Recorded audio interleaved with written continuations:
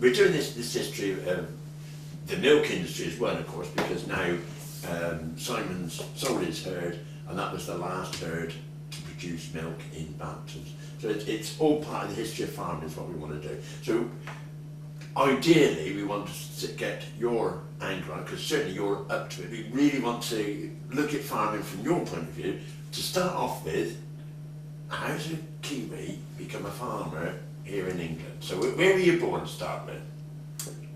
Not New Zealand, I bet. Wiltshire. You're joking. No. You're a moonraker, same as us. That's right.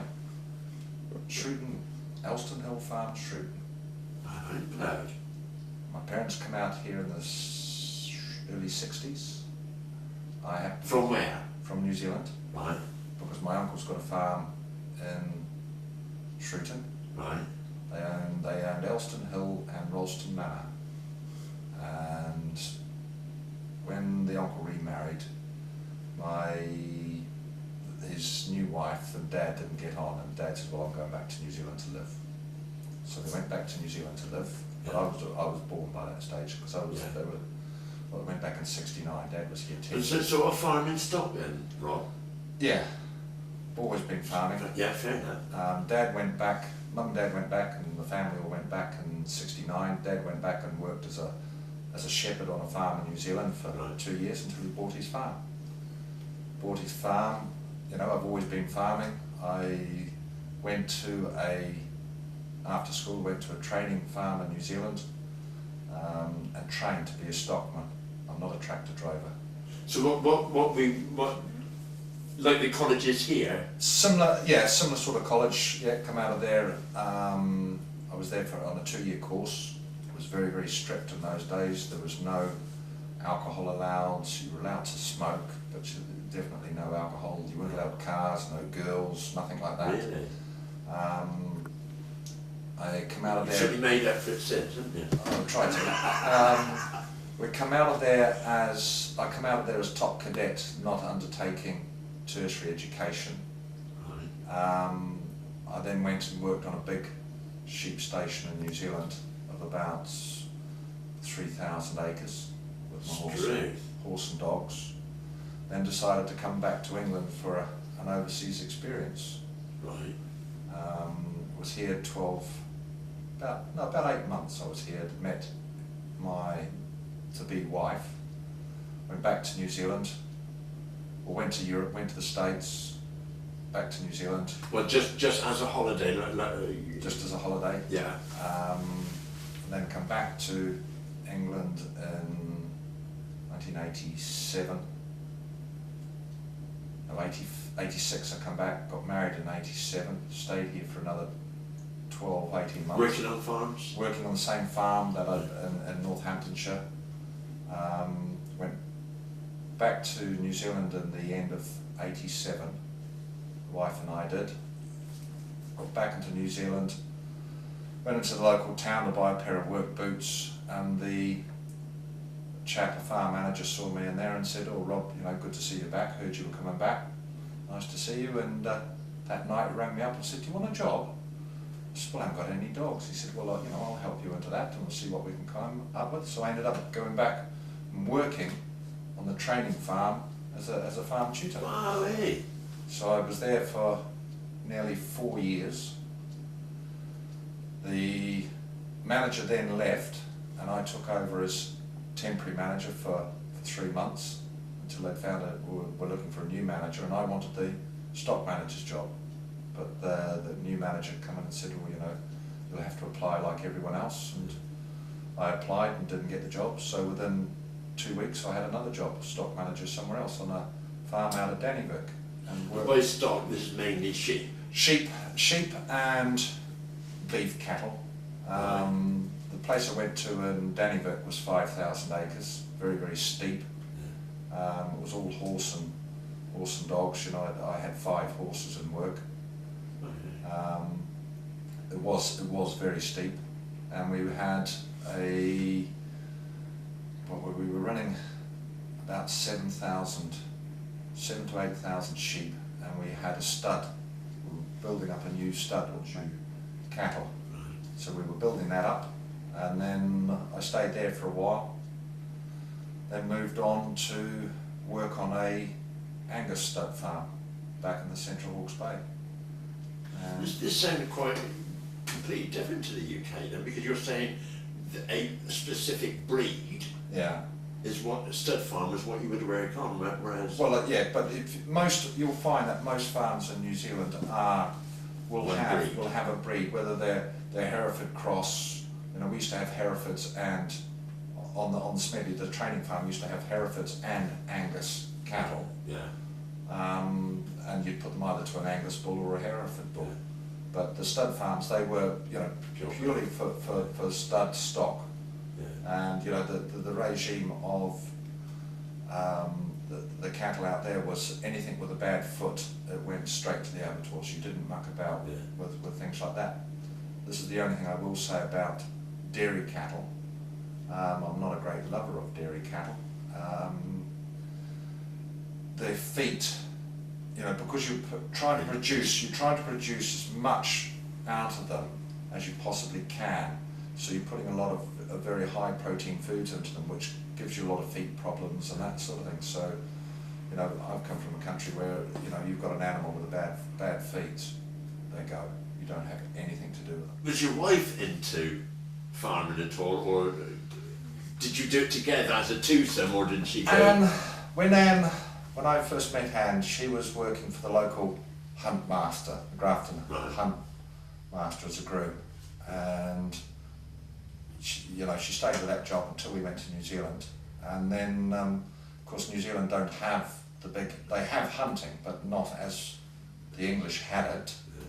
And I said, well, you're not going to get a job as a groom in New Zealand, so she retrained with computers and become, I think her first job, she was actually teaching life skills Oh, right, to, yeah. I wouldn't say, it would have been children that have gone through schooling, got to 16 to 18 year olds and couldn't read and write still. So we have that problem out in New Zealand as well. So she was teaching them life skills, how to make a CV, how to budget, and those sorts of things. And then the government in their wisdom closed that course. So she actually did a computer course herself Right. on a government scheme, and then got a job working in the local vet clinic. Well, I never. She was the PA for one of the big vet companies in our area, and I think they're now running, that vet clinic is still going quite strong. I think they've got about 14 to 16 vets running from that one practice. So the pair of you have always been involved with animals. Animals, Yeah. always. Going back before we broke off just then, because I'm a dairyman, or was a dairyman, I was talking to Alan yesterday about the dairy herd, and you were saying about the bad feet. Of course, the way we would do it would be looking for bulls, so you go back to your stud farm type of thing, that would throw good feet, good legs, etc. But it sounded like in New Zealand you didn't bother with that sodom. No, well, I used to have this argument all the time that the company would come out to, because all our bulls were come on a tube, all right, and I used to say to them, what are their feet? And Alan was very good. He was very good. He'd always pick, bulls with a good foot score, Yeah. but they stand them up on a, you see these cows being shown, and they stand them up on a mound. Yes, and it's I know all the tricks of the trade as Yeah. well. Yeah. We used to show the bulls, the Angus bulls in New Zealand, and the boss and I, we were both big guys. We never ever took the bulls, or we never led the bulls at the sales. We always got the next door neighbour's daughter, who was a small blonde girl, and she would walk around the show ring with the bull, because the boss's philosophy was that while she was walking around the ring with the bull, the farmers would keep bidding on the bull just to keep an eye on the young girl in the ring. So those are all tricks. We would make the bulls look small. So you put a small person with a big bull, and it makes it look even bigger. See, a British farmer would only look at the bull, he wouldn't look at the bit of crumpet talking around. Well, I don't know about that. Yeah, so There's tricks for everything. Absolutely, that would have making the bull stand on a mound, so they give him that That's right. height. That's right. they're all, yeah. You know, and, when I come here, we were running, there was about 60 odd acres of grass ground. Now, we changed the fencing system, rather than field grazing or with the cows grazing over the whole field, we split the fields up into the paddocks, and we paddock grazed and we strip grazed down the paddocks. Now, we saved ourselves a lot of, you know, they utilise the grass better. I know dairy cows need more grass than commercial cattle, but, you know, they still waste a lot of grass. Oh, absolutely right. My argument was that a cow would walk into a field and step on 4 lumps of grass, poo on another one, pee on another one. Well, there's 6 lumps of grass gone and they haven't even eaten. That's right. And then so towards the end, me and my brother were doing zero grazing to overcome it. But I think we ought to say a little bit about the paddock system. That years ago, a farmer would turn his cows out into a field, probably spring grass. He would put an electric fence off and move it so much each day. But then it came this paddock system, that it was smaller paddocks that you let for a day. And is that the system you had? That's what we started to do here, yes. It meant that the cows would graze down a field or down a paddock, and then you could rest that, and they could go down the next block. And by the time they've got down, you know, 3 cells or 3 paddocks, they could go back onto the other side. Yeah, it's grown again. And yeah. You know, I think we started ploughing up the grass fields about 3-4 years ago because we had too much grass. Yeah. You know, people have said to us, well, why is it that you can grow grass here? Well, one, you know, Simon was prepared to spend money on some fertiliser. You can't grow grass without fertiliser. Absolutely. Right? You need it. Yeah. Yeah. We don't go and put excess on because that's just a complete and utter waste of money. We don't want it washed down the drain. Right, no, just the right amount to keep it coming. That's right. Yeah. So we've done that. Often. That's right. We've done that, and attention to detail. You know, making sure that we're harrowing and that sort of thing, spreading the cow patch around, which some farmers do, some don't. Yeah. You know, I had somebody said to me one day, I started harrowing in November, and somebody said to me, but you don't harrow in November. And I said, why not? Is it written anywhere that you don't harrow in November? No, but you don't harrow in November. We normally harrow in the spring. Why? Well, I'm doing it in the autumn because I want that cow muck to be spread. Right, yeah. Because if you leave it there all winter, you end up with a dead patch. Yeah. So, you know, we have good grass. We've always had good grass here. So yeah, let's go back a little bit. So you finished New Zealand and you come over here. Come back and worked I come back to work as a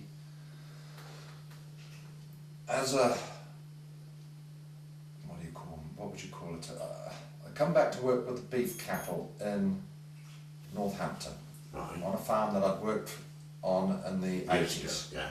Now the guy I'd worked for promised me, you know, a job to come back and work, and there was 2 things I had to do. One was stay for a minimum of 3 years, and 2 was get my HGV to drive the cattle box. So yeah. I did that before I left New Zealand. It cost me £20 to get my full Class 1 licence, which I think is about £800 to £1,000 Today. Probably more today. Now I think it's up to over £2,000, and you can only do it in stages. Really? You can't just go and sit an HGV one now. So you did that in New Zealand just in case you couldn't get a job on a farm? No, I did that. I had the job. I had the job lined anyway. up. I had the job lined up. Ah, It shipped. I'd thought about it. Anne and I had thought about it for about 9 months. It wasn't a decision we made lightly, realising that all my family's still in New Zealand. I don't have any family here. All my family's in New Zealand. I come over here. It was a big decision. My son had been born by then. He was... But in New Zealand? He was born in New Zealand. He would have been 3, I think, when we come back, 2.5, 3. Right. So, you know, a big wrench for his grandparents, you know, who'd seen him, but Anne's parents had never seen Jamie anyway, so that was a big thing. We shipped all our furniture over, and I think it was, not sure if it was April or March, I think it might have been April the 20th. England was hit with BSE? 1996. That's dead right. It was indeed. I'll give you the right date. April of 20. No, it's March the 26th was when they made the link between, or so say link, Yeah. I don't accept it, between BSE and humans. That's right. It was March the 26th, 1996. So it was a month before, well it was a month, well the week before that is when we'd shipped our furniture. Now, when you put it on a ship, you can't say, sorry, I want to come back. It's already gone, it's on the ship for 6 weeks. So we come over and I stuck to my agreement, I'd got my HGV, I stayed for a minimum of 3 years and then I come down to manage, I saw this job in the Farmers Weekly, and still, do you want to apply for it? And I said, you know, I'm only really a tractor driver. She says, no you're not, you're more than that. So we applied for this job and it had pigs.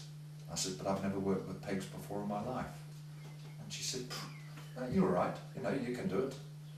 So I said, all right, and so we applied for it. And I got the job, you know, Simon. So you come here as a farm manager? Come here as a farm manager. Taken over from Vic Smith? From Victor Smith. No relation. No, I forgot that, yeah. Yeah, Smiths have lived here for a long time. Smiths have lived here for 40. Victor was here for 29 years. I've been here 12 and a half years, so there's been Smiths living in this house I'd forgot that, for 40 odd years. Yeah, brilliant. So you came here as a farm manager? As a working farm manager. Dairy herd, pig herd, and corn? The arable, yes. What was the sort of proportions of land set aside or work set aside for, and of course you're at the income? Well, when I first come here we had a tractor driver, Rick was here then, and we had the pigs, and they didn't really do anything at the dairy at all. Alan was left basically to his own, you know, they used to might go and do a bit of muck or something like that. Yeah. And if Alan wanted anything, you know, it was a bit of a problem, you know, he would ask and nothing could get done, and Alan was very good, he could do a lot on his own. Right. And the pigs used to take up a lot of time.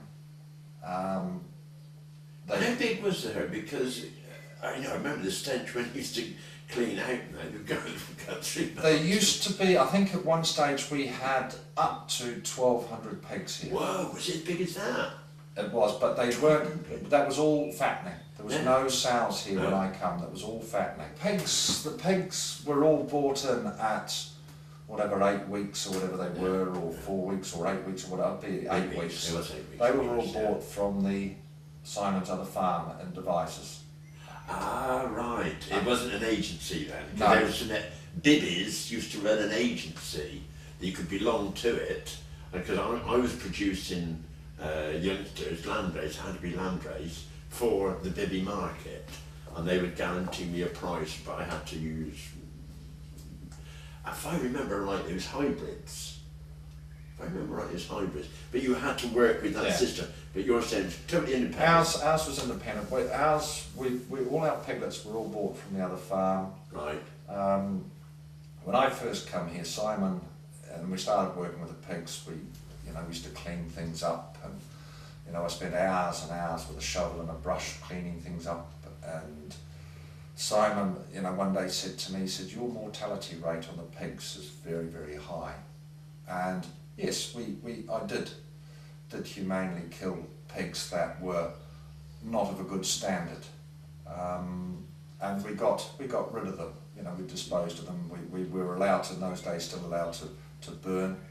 So we used to incinerate them, but later on we weren't allowed to. They all had to go as dead stock and be taken away because of the legislation changing. So we did that, and then Simon was on about the mortality rate, and I just thought, well, your first loss is your cheapest loss. That's my judge's. And about a month before the pig unit actually closed, Simon, in another one of his conversations with me, said, well, I thought my last pigman was good, but he says you've outdone it, because we were sending off probably 90 98, 99% of the pigs that are going off the farm were going as Q grades, which is the top yeah, grade. Yeah. And all it was, and it's the same with any animal, whether it be a dairy cow or a pig or a sheep or a chicken, even a dog or a cat. All it is just down to good animal husbandry. And that's where my original grounding come from. The tractor driving has been a sideline. I learned to drive a tractor from the age of 12. I was baling hay with an old conventional baler up and down the road. I used to go with a little Fergie tractor and conventional baler at the age of 12. But the old Bill didn't seem to mind too much. But they totally different now. Actually, age 8, I drove my first Fortune Major, the E27N, from down the lane there, along here, and into the farm at age 8. Yeah, well, my lad was the same. Jamie drove the old Leyland pig tractor that used to be here. He drove that. He must have been about 6. It was the old Leyland. It didn't do any harm at all. It didn't. He had to stand up to reach the pedals, but the tractor had no brakes, and his first time on it, he crashed it it didn't do any harm. It just went in and hit the front of the building, because we said to him, you need to put the hydraulics down for the scraper to use as brakes. Those are the sorts of things. But he learned. He's now I trust him with the big tractor we got out there. £70,000 worth of tractor. Get on that and drive it. Yeah. He's a lot older now, but yeah, that's it. I also think it's so much more complicated. But kids did, as youngsters, learn. Well, they do. At a very early age. Yeah, Brilliant. But you'll find that most farm children will apply for a tractor license, which is legal, at the age of 16. Yeah. And that actually helps them when it comes to the insurance. Because when it comes to getting your no claims bonuses, you end up with an extra year's driving with no claims. That's right, yeah, of course you did, yeah, I thought of that. So at the age of 19, he's got 3 years no claims bonuses. Yeah. But you see, there's another aspect of farming that is a great shame. We all, my era, started working on a farm at a very, very early age, and you learned health and safety. You learned the proper way, i.e., you don't put your finger in. I mean, the old-fashioned. I was working on this farm in the 1940s, threading the needles. The old-fashioned baler, stationary baler, with the wire tied. They'd put the needle in and thread 2 wires through, and then I'd be on the other side. Because they're coming from the side. That's it. Then you thread them back. Actually, so I was working for Mr. Collins back in the 1940s, and it did me no harm. You had all these enormous belts on the thrashing machine, uncovered, but you learnt you don't put your finger in there, you don't do this. Because it's going to hurt. Because it's going to hurt, that's right. And so you learnt to look after yourself, and that's all disappearing. Like, what amazed me is you just said that you had your son driving at an early age on the tractor, like I did up the road. And before we started this interview, me and you were talking out there, and you are so full of health and safety and what you can do, like burning and your rubbish and all the rest of it. You seem as though you love it. You're a fan of all these EEC rules. Tell me we are not, Rob. I hate them, but we have to have them. Why do you have to have them? Because you want them? Or do you agree with the EEC? No, I don't. I don't agree with it at all. Because if we don't have it, you won't get your single farm payment. If you don't apply by all their rules, you won't get your single farm payment. That's what I want to hear you say. Alright? Would you explain what a single farm payment is? Well, that's a big one, Jan. It's rules and regulations. I've got to be careful, because I'm going to look at you now, because the single farm payment, they say that the subsidies have all gone. All right. Basically, all they've done is change the name of it. We are still getting money from the government to grow our crops, because if we didn't, we couldn't afford to do it. Yeah. All right, we couldn't afford to buy the kit we buy. We don't go out and buy new kit. Our kit's a lot flashier than your Collins. You know? But he's got his JCB. His JCB's newer than mine, and you know, he's got his John Deere tractors. His John Deere tractors do what he wants them to do. That's right. All right, but he's got to realise that what we're doing on this farm here, I want a tractor that we get on, and I'll go and plough 25, 30 acres a day. Yeah. Not a problem. I'll burn 600 litres of diesel. In a day? I can burn, well, if I was on the power harrow, if that was on the power harrow, I could burn 600 litres of diesel a day. Easy. How much is that in? I think diesel now is about 64 pence a litre.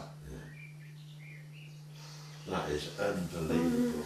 My brother Terry, one of the fields that I think you probably farm, if you go down past the old milking parlour, down that lane, Shiny. straight down and straight over it. Shiny. Right. We'll split into 4. Right, okay. There was 10 acres there that my brother ploughed 10 acres, 10 hours on 10 gallons. You couldn't do that there. You plough it a lot quicker, but there's no way on earth you would do it as cheap as that. I don't know. 45 litres. He ploughed 10 acres with 45 litres. You'd have a job to do that today. I'd actually beg to differ on that one. Yeah, but how deep was he ploughing? Oh, well, Shani, 6 inches was ample. Yeah, it was, yeah. But you've got to realise that big tractor will still plough. You can't, just because you get good ploughing, doesn't mean you can go any faster. You know, I could plough through that gravel ground in Shani at 9-10 kilometres an hour, for argument's sake, and I can come up to the big glebe field, which is solid clay, and I can still pull that at 9 and 10k. Yeah. But I'll burn a little bit more diesel. Yeah. You know, it's just. But I'll still plough. You know, if you get the right sort of field, I can plough anything. I can plough. You know, I'm just saying 30 acres a day. It's a hell of a whack. You know, when you think about but it. it's, you know, that's why that tractor's so flash inside, because you've got to. That becomes my house. Yeah. That becomes my house Yeah. for. You know, I might get in there at 7:30 in the morning, get out at lunchtime to have a bite to eat.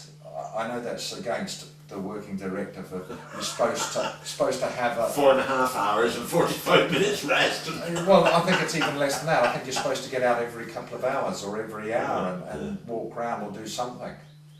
You know, the days when I used to smoke, I used to put the plough on the ground and drop the plough on the ground and drive along and hop out the tractor, stand on the step and have a cigarette. When you got to the other end, you'd finished your cigarette, you hop back in the tractor and away you go. So yeah. My dad made us so busy we even had a pedal going along. So. Well, we went not as bad as that. I would get it on the carpet in the tractor.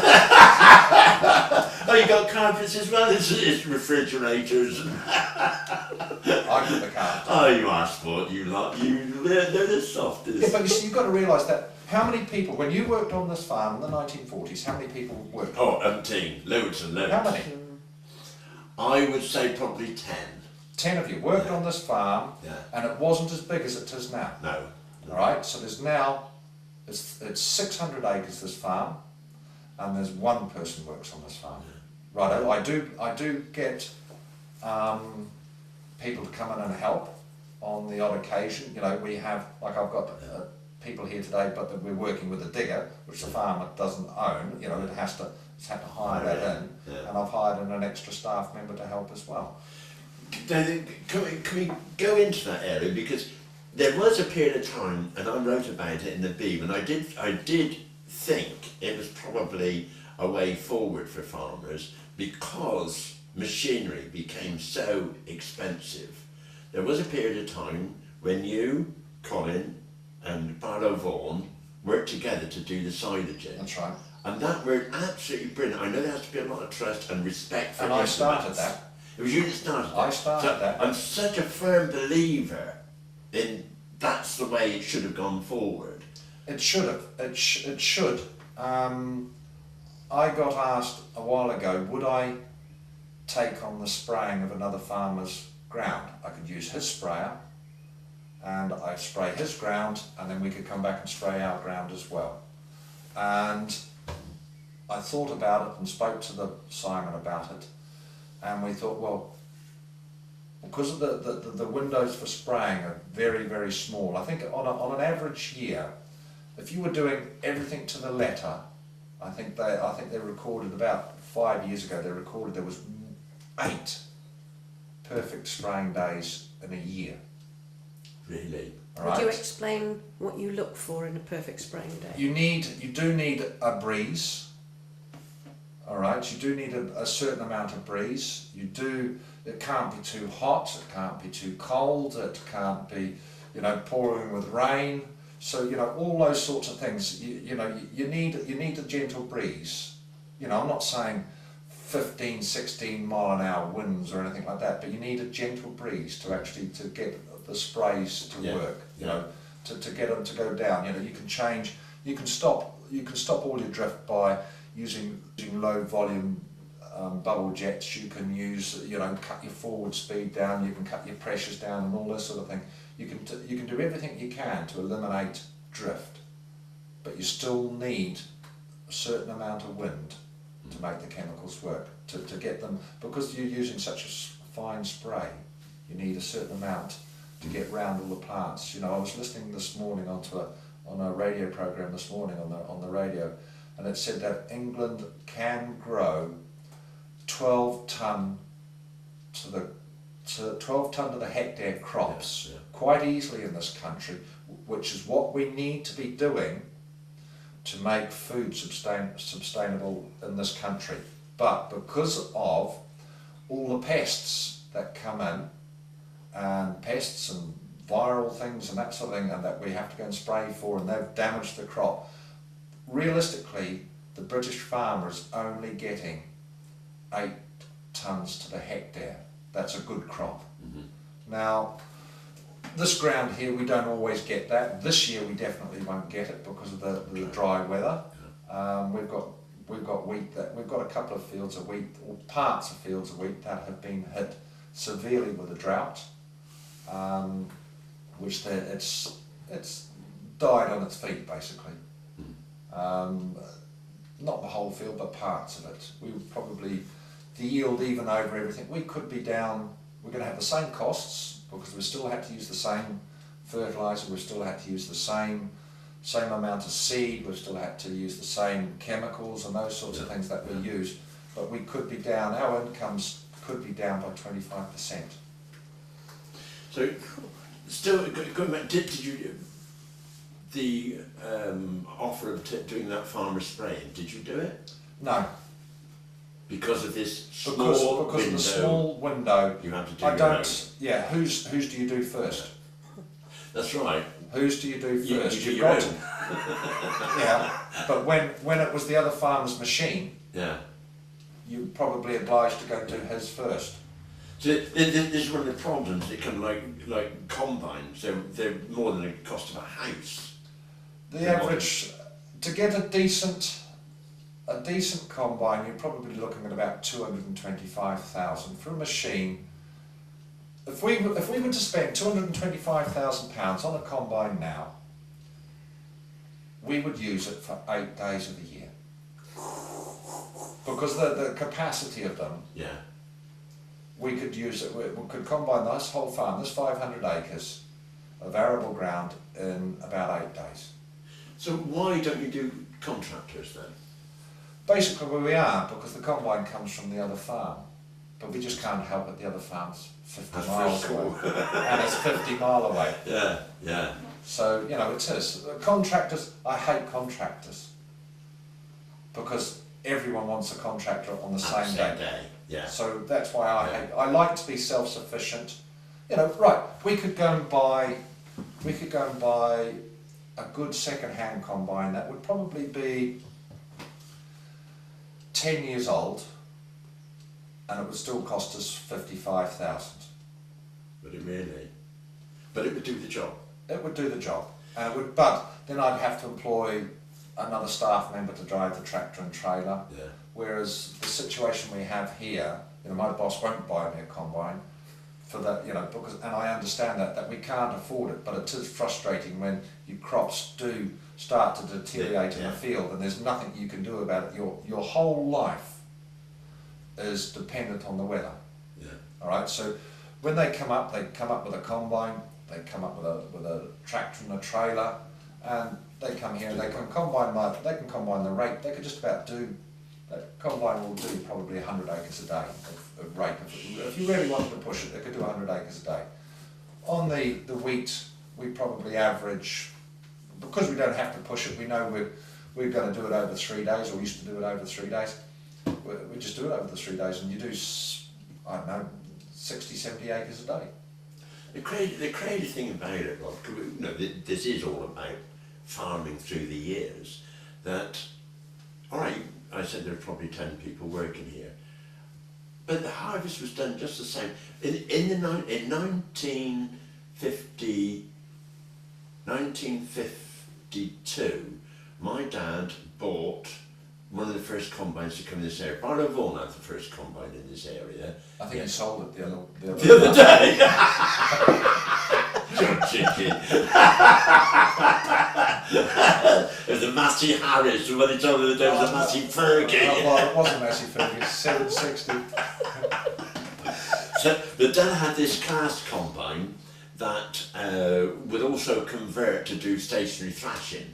It was one with a David Brown engine up on the top, and it was a trailer one, and it would cut like a binder. It would cut it, go in through the drum that way, so the straw wasn't mangled, and the straw was thatching straw. When it came, so we were talking about that era, and Terry and I went out contract work.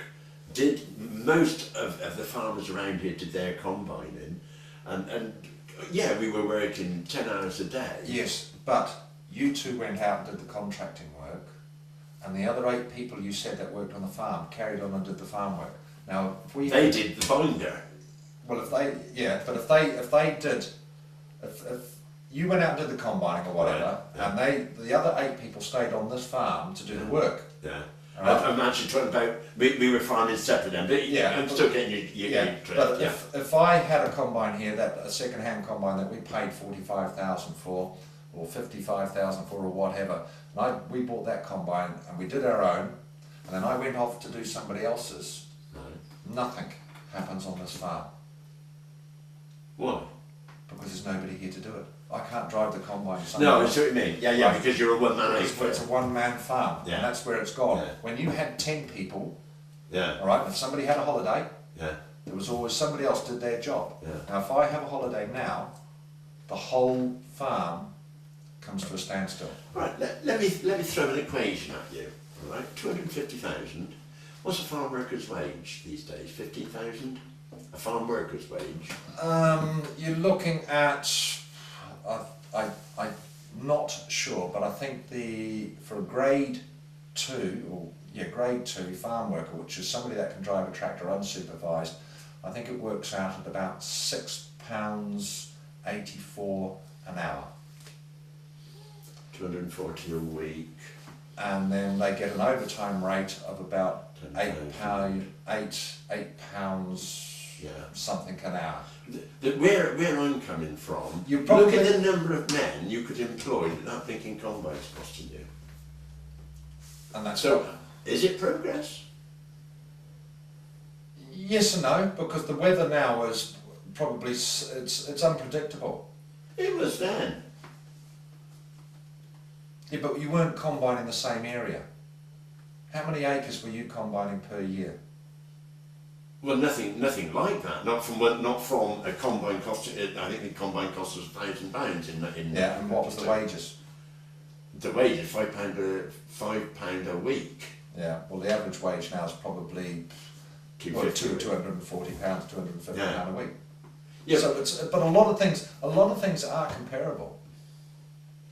The farm wages haven't gone up. The farm wages. Yeah, that's where I'm the coming same. from, Rob. Where I'm coming from is something's going terribly wrong that the people employed on the farm is getting smaller and smaller and smaller, enormous machines, unemployment in the country. But you can't get anyone to come and work for £6.40. You can't get anyone to come and work for £6.84 an hour.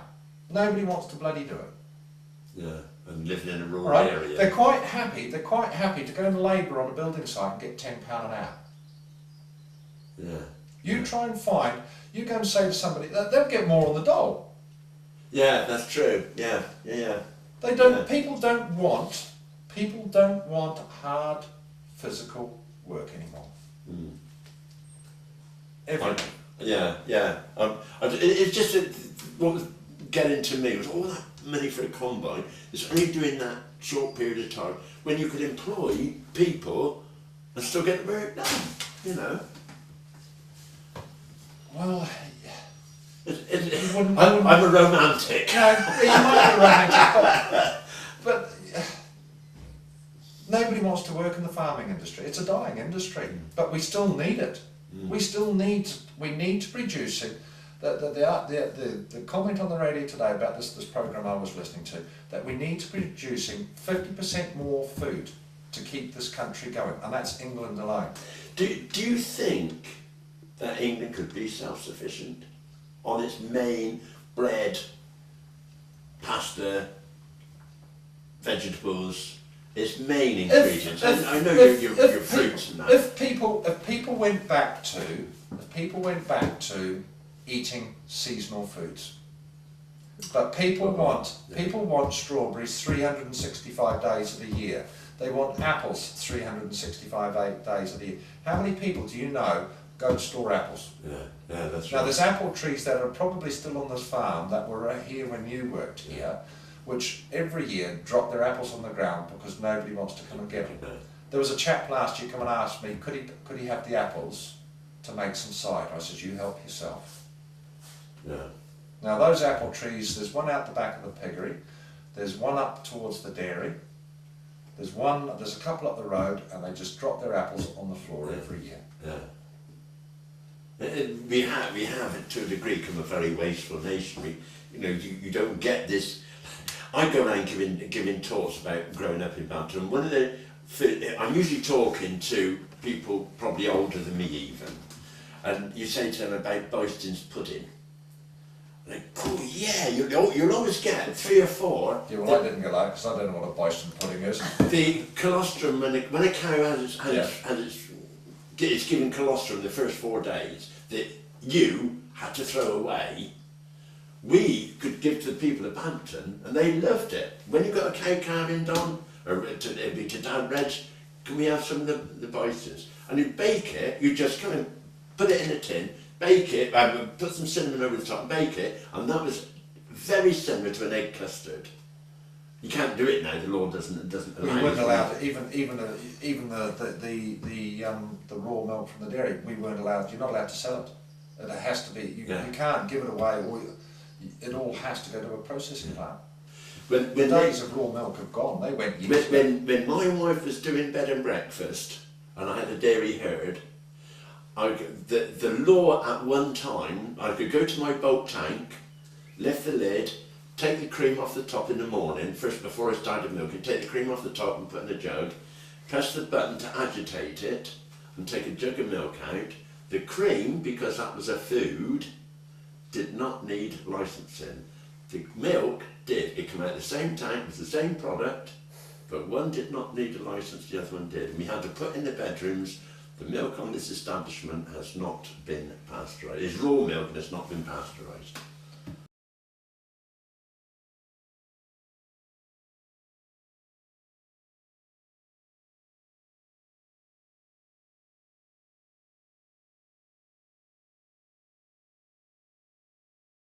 Can we go back to the possibility?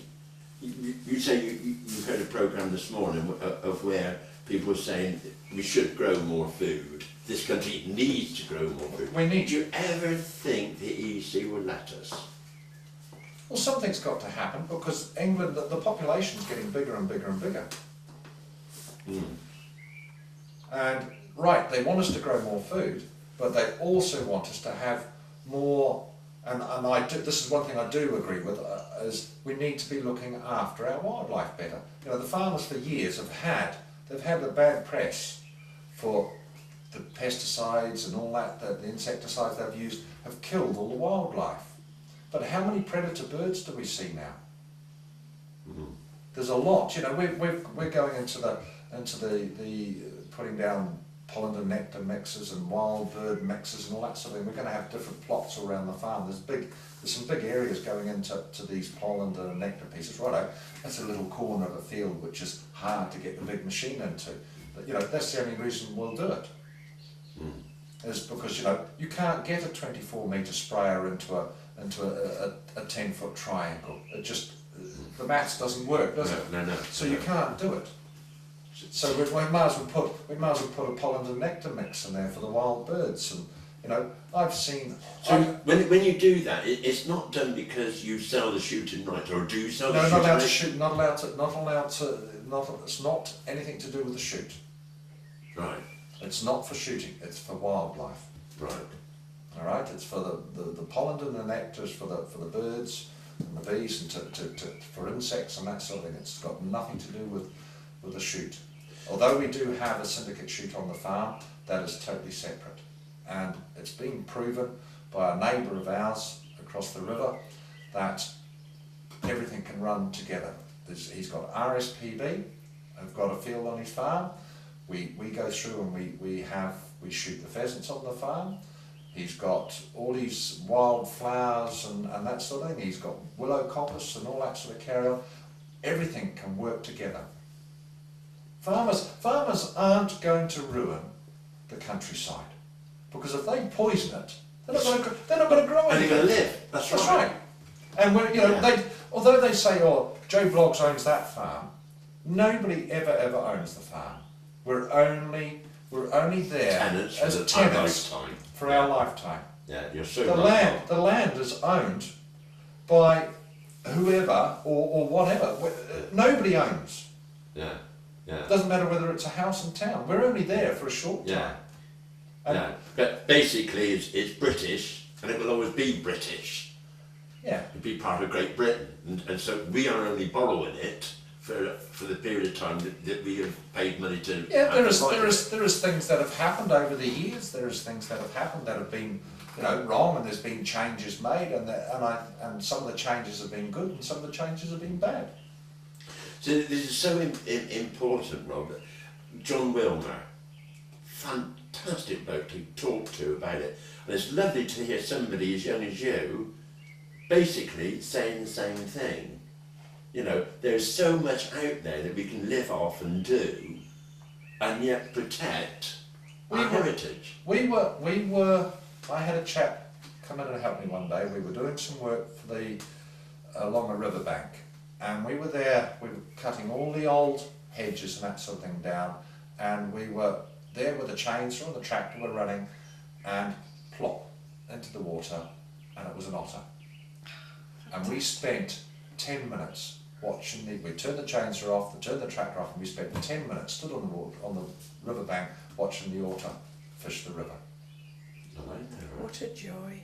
And you know, people say that we've ruined the environment. What's ruining our environment is all the houses they're building.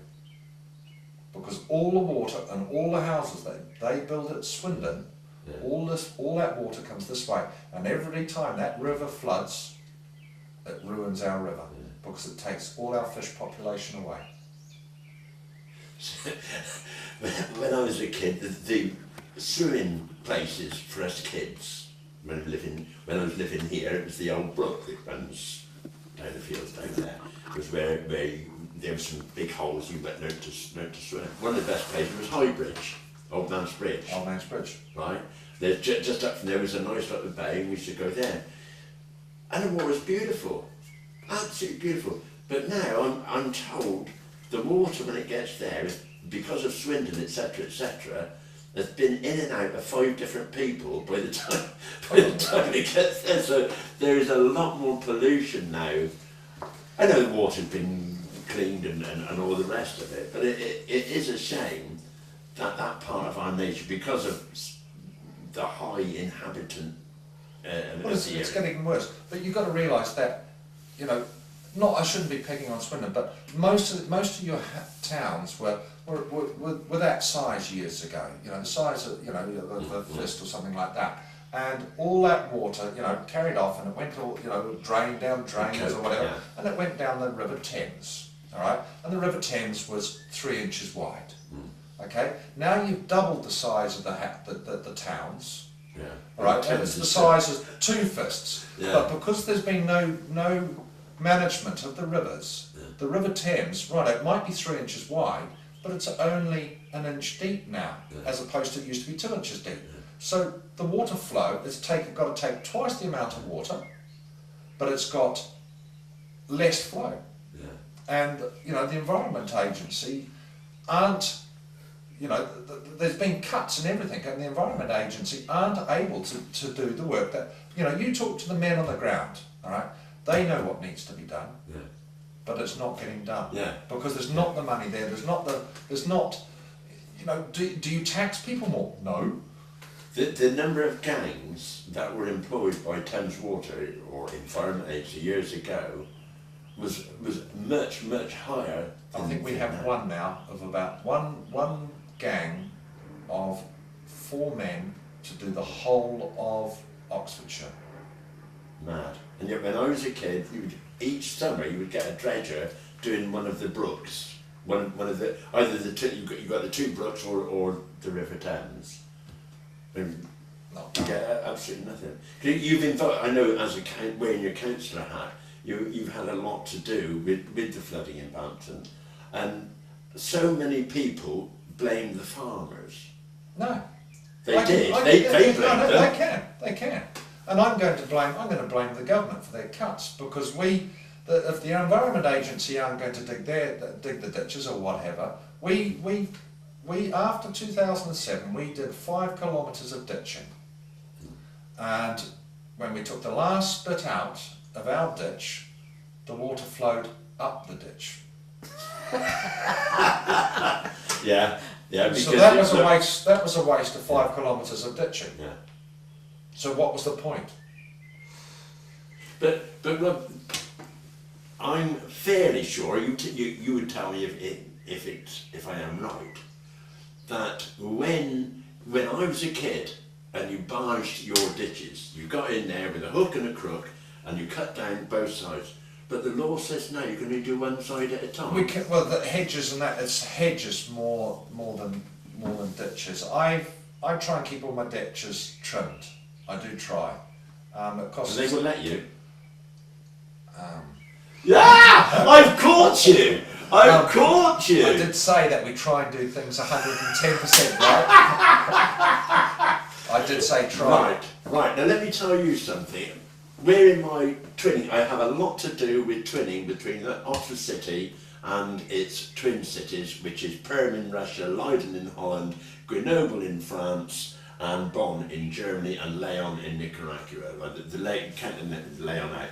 Those are the 4. We had, after that flooding of 2007, we had a big seminar in Oxford Town Hall with all the experts from all them countries being spoken to by our own environment agencies, and that was brought up, the business about the hedging and the ditching, and the Russians and the Germans thought we were joking. They honestly could not believe that this country said that you could only barge one side, that you were limited on what you could do because of the wildlife. Whereas the Germans and the Russians, well, that's idiotic. You're flooding your towns and you're not doing your ditches because of the wildlife. That's mad. Well, they think it's the same as everything. People think more of wildlife than they do of humans. All right. If you've got a sick animal, I shouldn't perhaps say this, but if you've got a sick animal, you put them down. Absolutely. If you've got a sick human, we keep them alive.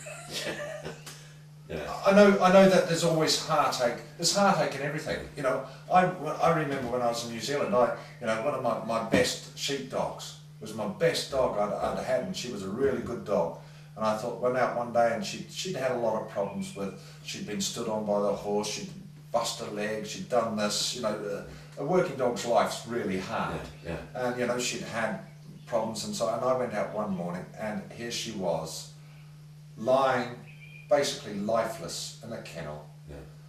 We were over half an hour's drive to the nearest vet. She wouldn't have survived it, and I had to go out and shoot that dog because it wasn't fair to put that, but to keep that animal going again. Yeah. You know, it may have survived the trip to town, but you've got to realise that you've got to cut your losses somewhere. Yeah. Well, I mean, believe it or not, this morning I've had to put one of my dogs down. I just took him to the vet and I had to put it down. Oh, But, so, you know, I can relate to it. But the point is, going on to this animal thing, and indeed we were discussing this with Alan yesterday, badgers and TB. Oh, don't get me started. Well, Don't get me started. But the public, there was a survey done in one of the newspapers yesterday that said that the 60% of the public would sooner see the badgers live and the dairy herd be put down. Where's the I conversation? think you'll find that it was actually 70%. Was it as high as that, was it? Yeah. I could probably pull that up on that computer there for you. Because, Absolute madness. because they don't understand. I've got a friend that we used to go out clay shooting on a Sunday morning just for a bit of a laugh, all right? You know, we'd go out, there was a group of us and we'd go out clay shooting. Now this guy, he travelled the world. His dad was in the RAF and he was an engineer. And this lad who lives in the village had travelled the world. He works as a technician for a lorry company, and he come down here to start clay shooting. You know, we got him interested in shooting and that sort of thing. And he come down and met me and that sort of thing.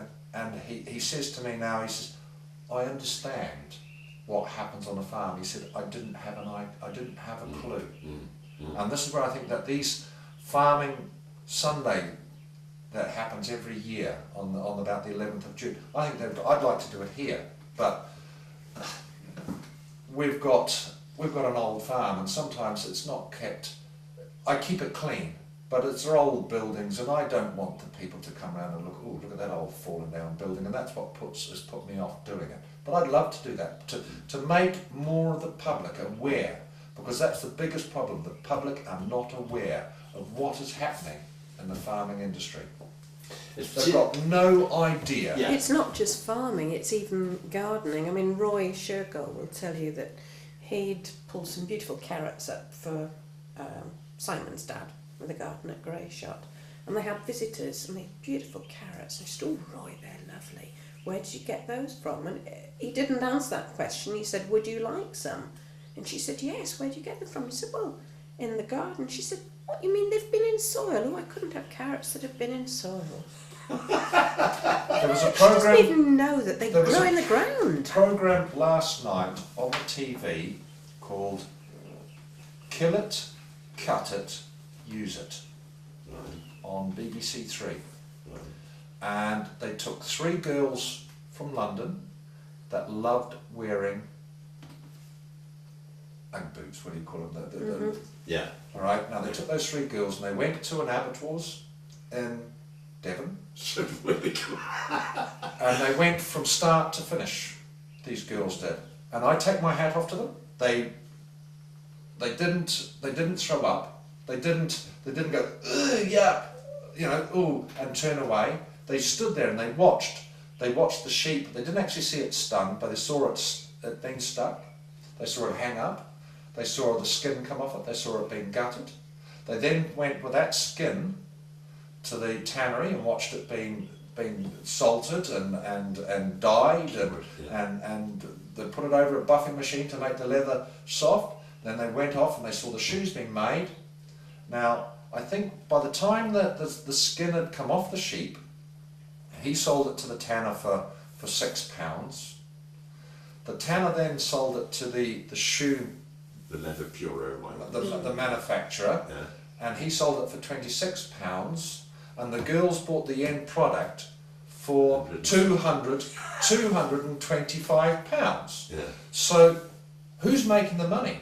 Yeah. It's like the milk.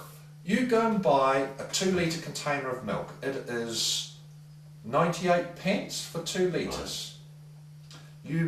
We were selling our milk, I'm pretty sure I'm right in saying this, Alan will probably have told you yesterday or not. Did he say it was 26p a litre? No, we didn't go into price. But I'm pretty sure it was 26p a litre. Now, we paid, or the farm paid, for the transport we paid all the costs to produce that milk. We then also paid for the transport from the farm to the processing plant.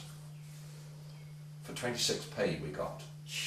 Alright, so then that milk is processed, put into your plastic 2 litre container, which are pence. Put a sticky label on it with a British flag on it, with a thing on it that's telling you how much fat in it and how much this and that's in it and what's not in it and what should be in it. Alright, and then they stick it on the shelf at 98p in our local shop. Now, who's making the big money? The big money. Is it the processor? Is it the supermarket or whatever? Who's making that? Who's making that? They've got no cost. They've got no. And the public don't know that. No, but they've got no. They just get the milk. They've got none of the worry. You know, if they can't get the milk from that company, they go there and get it. If we run short of grass, we can't say, well, go and buy some. We can't. We've got no grass, so we have to. We have to buy in grass, or we have to buy in, concentrates. And usually, if we haven't got grass, the neighbours haven't got grass. So then it puts the cost of buying your straights up even higher. But the milk will stay at the same price. The milk will stay at the same price. I know when the meat industry was going through a bad time, some farmer had sold some sheep, and I'm pretty sure it was in Swindon Market, and it was Sainsbury's that bought it. And they paid something like £45 an animal. And he was so incensed by it, he went into Sainsbury's and had a look, and joints of meat was a hell of a price. So he phoned them up and he said, would your butcher department cut me up a whole lamb? How much would you charge for a whole lamb? And it was 240 quid. He said, well, I don't know how can you give me 40 quid in the market and charge 240 quid and all that's been done has been killed. And the public are not aware of that. Talking to Alan yesterday, the thing that I did and firmly believed in when I was farming was that local school children, that they should know where food comes from. Wouldn't be allowed now. You're joking. Health and safety wouldn't allow it. Really? The kids couldn't go into my milking parlour and see the cows being milked? Probably not now. You look at the problem that these farm petting farms have, the legislation that they have to go through, and the rigmarole. We wouldn't have the right hand basin to wash their hands, and it wouldn't be the right depth or something stupid. We wouldn't have the right hand cream or the right soap for them to wash their hands afterwards, so we wouldn't be allowed to do it. Well, now you know, Rob, why when I first met you today, I saw you getting out of that lovely new tractor, wearing a hard hat and earmuffs. I had been using a chainsaw, that's why I couldn't hear the firing. When you were in a safety cab, the decibels inside that cab are down to about 70 something, I laughed. I do apologise for this. Probably easy regulations. No, do you know why I had that hard hat? Why you say just any reason? No, do you know why? I've been using a chainsaw, and two, I just come back from the JR hospital yesterday from getting a piece of steel out my eye. Oh, I'll take it back then. Alright, so that's why I thought face mask, ear defenders, I don't want to get into trouble. Rob, it really has been brilliant because we've interviewed all sorts of different people and had a chat. I mean, Tommy Gerrard, as I said earlier on, was absolutely brilliant because he took us right back to the 1930s when he was managing a farm just round the corner. There was a bloke, Ernie Parker, who used to milk cows around that corner there. And so he put it from that side. You brought us right up to date with all the legislation and the pain in the backside stuff and this small province, and of course the most dangerous thing of all, when I was a kid, you went onto any farm, anywhere in Bampton, and there would be people there. When we come here this morning, not a soul. There was not. Because you're a one-man outfit, and I think it's horrendously dangerous what you're doing. It is. My wife's just done a first aid course, and in that, the chap that ran that course said that the biggest percentage of all farm-related accidents happen between 10:30 in the morning and 11 o'clock in the morning. Really? Yes, because you've got up early, you've gone off and done your. When I say right, you've gone to work at 7:30. I shouldn't say early. They've gone off. We didn't get up. We don't get. Very rarely, I start at 5 or 4 o'clock in the morning. A month ago I started at 4 o'clock in the morning. I went spraying because the weather was right. So we do start early. The perception of the farmer up with the birds and all that sort of thing. That has possibly gone. You know, because we've got the big tractor, we can go out, and from 7:30 till 6 or 7 o'clock at night. I probably work later at night than start earlier in the morning. You would have done more in a day than we would have done in a week. Probably. Yeah. Because we've got the machinery to do it. All right. We're going to we'll burn more diesel. But we're going to cover the ground. We will cover the ground. Yeah. All right. But the reason is that we're going back to why that there's more accidents they're usually between 10:30 and 11 o'clock in the morning, because the farmer's got up, he's had his breakfast and he's had his cup of coffee and he's gone out, and because he's got so much to do, because there's only one of them to do it now, all right, and he's on his own, he hasn't stopped for that break. Right. So you do need to stop for a break. Yeah. And that's why, because the sugar levels will get down. Yeah. Right, and they think we're invincible. We all think we're invincible, but we're not. Yeah, yeah. And that's why they've said, that's why they reckon there's a lot of accidents happening between 10:30 and 11 o'clock, because your sugar levels are low. And we also probably, because we take risks. Yeah, yeah. And which we shouldn't. Well, the government brings out all these rules and regulations, and I remember when power take-off guards came out first, you know, before you started power take-off, shafted, telescoping, no problem. Then they brought these guards that had to fit over which telescope. Mm-hmm. So I'm with my muck spreader, and I'm unhitching my muck spreader down the fields. And I got on the power take-off shaft, pressed the 2 buttons, pulled it back, and the safety cover telescoped and pinched my skin between the 2 shafts. Should have had your overalls on. Yeah, but then it had caught me blinking, go! And I couldn't get out. I pulled it back and jammed, nobody about, and then we're trying to push with my foot to try to get it go back again. So I don't go a lot on the modern safety rules. They're there for a reason. They are there for a reason, and yes, I do agree with some of them. Yeah. But there's sometimes that things gone Well over the top. Yeah. Yeah. So to sum up, Rob, you really have brought us up to the modern era, showed us what a pain in the backside all the rules and regulations are that are coming from EEC, which you said just now, you agree with some of them and some of them you don't. But it does sound, you still sound as though farming has got a lot of future. Well, it has. What a fantastic way of life. You know, like I said, I spoke before about, you know, being down there with the farm and trimming the hedge and that sort of thing, and an otter goes past. Yeah. You know, you're ploughing the fields and you've got a sparrow hook 10 feet off the tractor mudguard. You know, we come back the other night, the barn owl sitting on a fence post. Now, there used to be a barn owl. I haven't seen it of late, but it's usually caught as the fields out here, and it's you know, the red kites that have come back into the air, the number of buzzards, but all those birds, or a lot of those birds, also affect the wildlife that we have got here. You know, your British songbirds and those sorts of things. They've declined because those birds go and destroy ground nesting birds. Yeah. So, you know, it's not just the farmers that have ruined it, or the farmers are getting the blame for doing it. It's not. Yeah. There is other factors that people don't understand. Yeah. TB.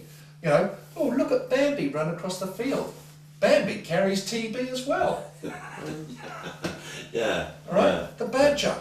You know, here comes what's it, Boris the Badger or whatever it was. You know, doesn't he look nice? Yeah.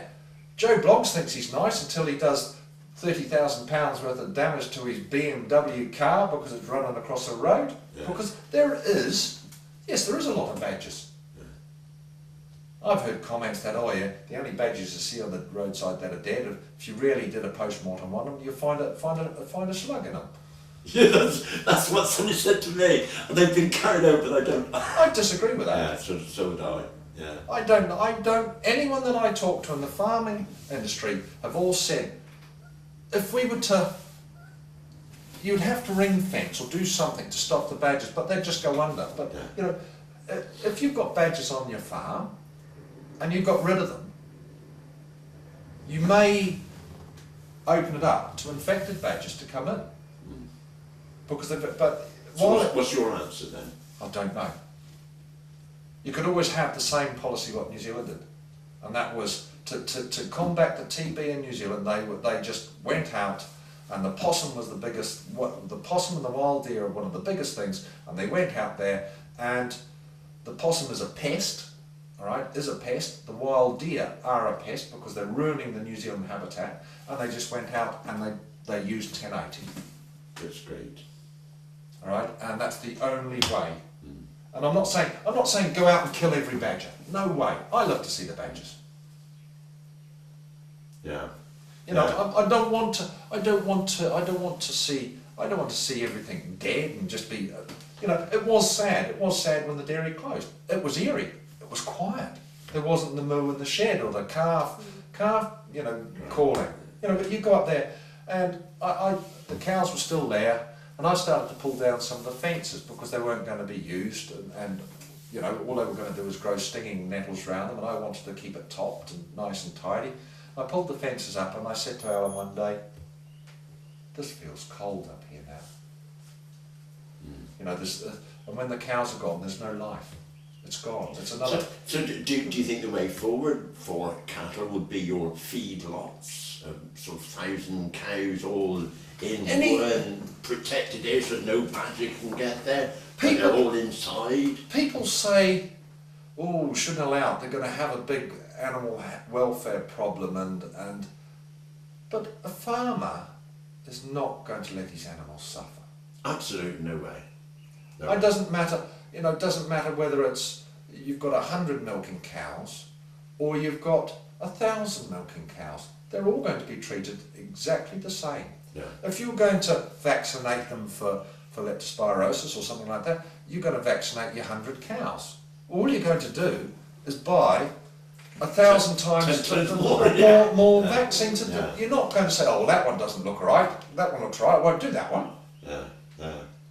I'll save myself some money. It's like fertiliser. They say that we go and chuck the fertiliser and let it all run off down the ditches. How many farmers do you know want to pour money down a drain? They've never got any money. Right. You've done a good job. Right. Thank you very much. Fantastic. Thank you very, very much. That's cool.